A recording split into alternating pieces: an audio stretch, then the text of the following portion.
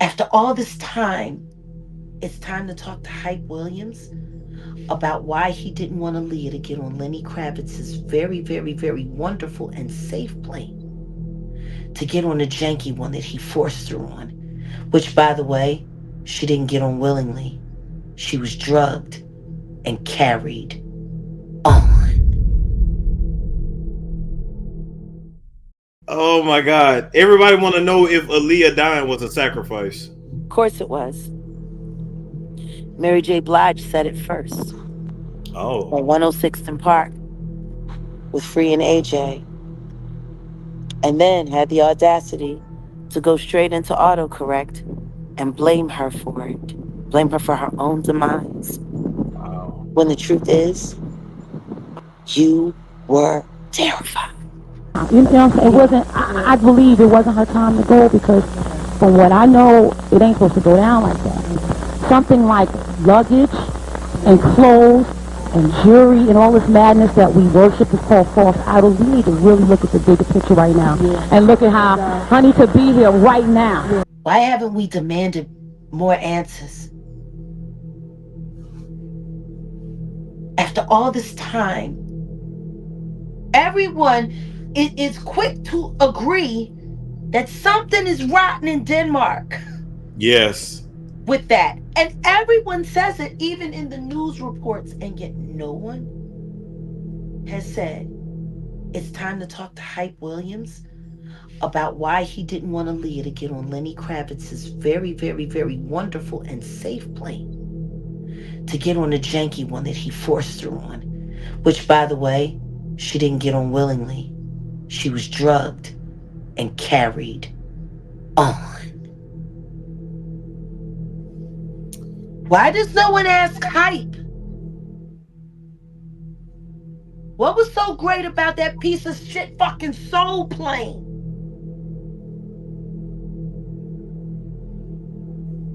And why couldn't she walk on it by herself? Ooh-wee. Why did she have to be carried? She was terrified to get on that plane. Told Dame it didn't look right. Yep. Didn't understand why demands were made by the director for her to go on something that definitely didn't look better. And more importantly, what gave him the authority to tell her that she couldn't take Lenny Kravitz's plane? But what I was really more tight about was that I had heard that Lenny Kravitz had offered her a jet and that Hype had took the jet. So that's what really pissed me off about the situation when I heard about that. So you could ask Hype about that. That's what I said. Have you ever talked to Hype about it? Yeah. And how did that conversation go? Ask him. But I also am asking you. Yeah, but ask him. I feel like you had some things to say to him. Because of my respect for Aaliyah and her family, her music is just coming out, but everyone's very respectful of her memory. No one really speaks on it because that's the circle of people she had around her. So out of respect for her memory, I don't say a lot of things. When the fuck are we gonna talk to Hype Williams? Well, somebody has to be the one to call them out. Okay. We're calling you out. Calling you out. We've been here before. You're right. 3.5 years ago. Literally. We need to talk to Hype Williams. And we need to reopen that case. Absolutely. If there's nothing to hide, it shouldn't be a problem to reopen it. Not at all. Not at all. Okay, so what exactly did he tell you about his relationship with Aaliyah outside of the pins and eyeballs thing? He told me that they were married, that she was pregnant, that they did doctor up the marriage certificate so she would say that she was 18 so they could get married. And the reason they got married was because they felt like if he was married to her and if he said he thought that she was 18, that he wouldn't be charged if someone found out she was pregnant until they were able to get the abortion and get it annulled. Okay, because I'd always heard that rumor that R. Kelly married Aaliyah because he had gotten her pregnant. Yep, that's exactly what happened. And this came out of his mouth. I could take a lie detector test to this. This is what he told me. specifically told me. Okay. I mean, you cleared out like literally a decades-old rumor. Right. Like, No, I've it's never not a heard rumor. anyone actually. It's the truth. Yeah. Yeah. So R. Kelly was having sex with her from like what age? 14, 15? Honestly, I'm not really sure the age, but I definitely know when they got married, she was 15. So if she was pregnant, I mean, I'm imagining at least 14, you know? So. Okay. So R. Kelly gets Aaliyah pregnant. They try to get married with a fake age. It ultimately gets annulled. Aaliyah never talks about it. Yeah. They stuck to their pact. Yeah. And I remember seeing an interview with Dame Dash, who had dated her, years later, right before she passed. Yes. And he even said that he had asked her about it once, and she said, I don't want to talk about it. And Yeah. that was the end of that. So, I mean, she stuck to that.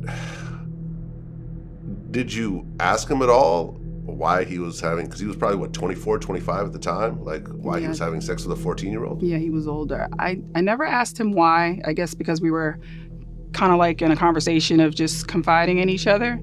But he did get a little more in depth with more details about when her mother found out, and that her mother, he actually stayed at their home in Detroit, and her mother actually was sexually attracted to him as well. And he said when Aaliyah would go to sleep, that he would, this is what he said. He said that he would go in the living room and him and her would do sexual acts on the couch while Aaliyah was sleeping in the bedroom. R. Kelly was having sex with Aaliyah and her mother at the same time? That's not at the exact same time, but that's the what he same said. time frame? That's what he says, yeah. Oh, so maybe this is why Aaliyah's parents have never spoken out themselves. Makes sense to me. Okay. Wow, this is something I've never heard before. Right. Came from his mouth. Okay. And, you're 17 at the time, so I guess it didn't really I just was bother like, you. Other than like, wow. Really what was like, wow for me was the mother, when he said that. And then, at this right now, we don't know what's true about what he says, but that's just what he said. So, Aaliyah's untimely demise changed a lot in my mind. I was angry at first. Why is she so stupid? Why would she get on that plane with all that luggage? Why she gotta be so vain? The luggage could have came later. As much money as she had. But see, what nobody really got told about that story, and it's only been mentioned in a few documentaries, is that the reason why she was in such a rush to leave the island was because someone had called her and told her that Damon Dash had been in a nearly fatal accident, and he was on his deathbed, and she had to rush to Miami to be by his side. That's how much she loved him, and she was willing to put her life on the line for it. See? If somebody called me and told me that my husband was about to die, I would do whatever I got to do to get there. And from what I was also told from other people that was on the shoot, packing all that luggage on the plane wasn't her idea either. She was told, because the rap, the video had rapped, that all of their belongings had to leave right then, that she couldn't leave them behind, that nothing, they had to take everything with them, knowing that there was already almost 1,000 pounds worth of human on that plane, and then like 800 pounds of luggage. They said, well, if you gotta go right now, you gotta take all your stuff with you right now. And she was willing to risk it just to be with Dave. And I believe Dame, in the interview that he had done, maybe 5 or 6 years ago, he said he never sent that phone call to summons her to Miami. He never had his assistant call her for any reason, and he wasn't even in Miami.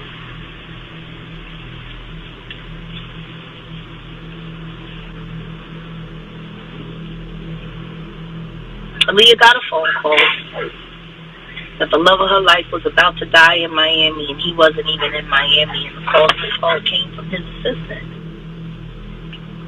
which didn't exist either.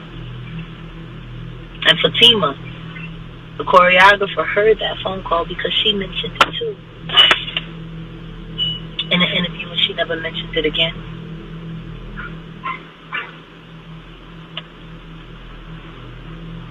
She got a phone call from a person that wasn't real about a situation that had never happened, being summoned to a place where her fiance was not, and forced to leave with all of her belongings if she left right there, which would put the plane in danger.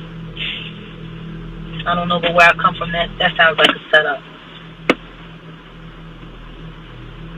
Like the pilot was a crackhead, a former crackhead, and even he, the crackhead, didn't want to go along with it, but he was told that he had to because he was under contract.